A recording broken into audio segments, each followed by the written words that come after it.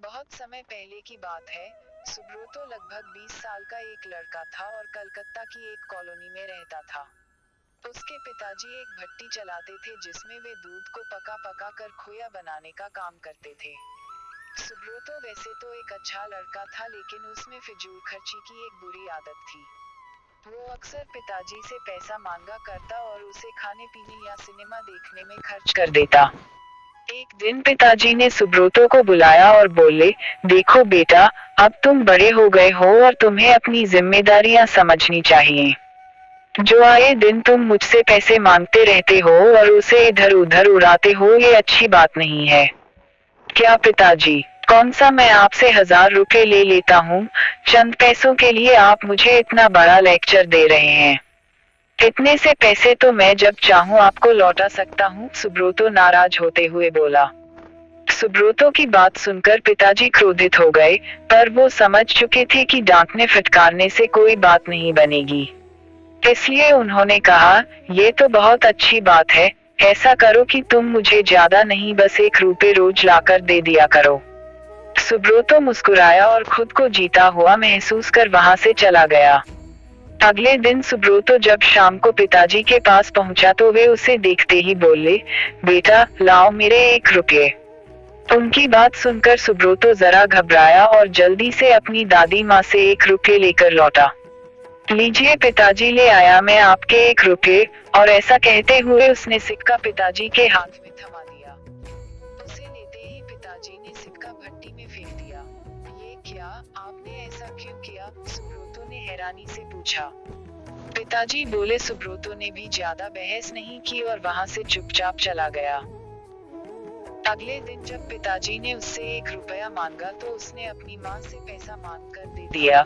कई दिनों तक यही सिलसिला चलता रहा। वो रोज किसी दोस्त यार या संबंधी से पैसे लेकर पिताजी को देता और वो उसे भट्टी में फेंक देते। फिर एक दिन ऐसा आया जब हर कोई उसे पैसे देने से मना करने लगा। सुब्रतो को चिंता होने लगी कि अब वो पिताजी को 1 रुपये कहाँ से लाकर देगा।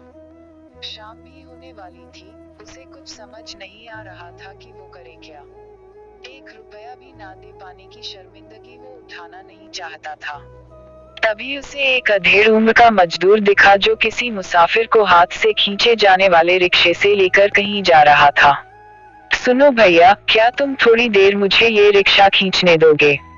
उसके बदले में मैं तुमसे बस 1 रुपये लूंगा, सुब्रतो ने रिक्शे वाले से कहा। रिक्शा वाला बहुत थक चुका था, वह फौरन तैयार हो गया। सुब्रतो रिक्शा खींचने लगा। ये काम उसने जितना सोचा था उससे कहीं कठिन था।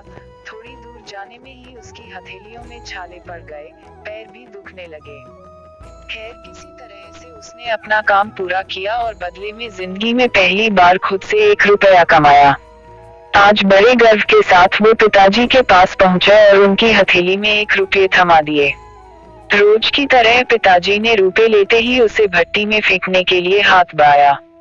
रुकिए पिताजी, सुब्रतो पिताजी का हाथ थामते हुए बोला, आप इसे नहीं फेंक सकते। ये मेरे मेहनत की कमाई है। और सुब्रतो ने पूरा वाक्या कह सुनाया। पिताजी आगे बढ़े और अपने बेटे को गले से लगा लिया। देखो बेटा, इतने दिनों से मैं सिक्के आग की भट्टी में फेंक रहा था, लेकिन तुमने मुझे एक बार भी नहीं रोका, पर आज जब तुमने अपनी मेहनत की कमाई को आग में जाते देखा तो एकदम से घबरा गए। ठीक इसी तरह जब तुम मेरी मेहनत की कमाई को बेकार की चीजों में उड़ाते हो तो मुझे भी इतना ही दर्द होता है, मैं भी घबरा जाता हूँ। इसलिए पैसे की कीमत को समझो, चाहे वो तुम्हारे हों या किसी और के।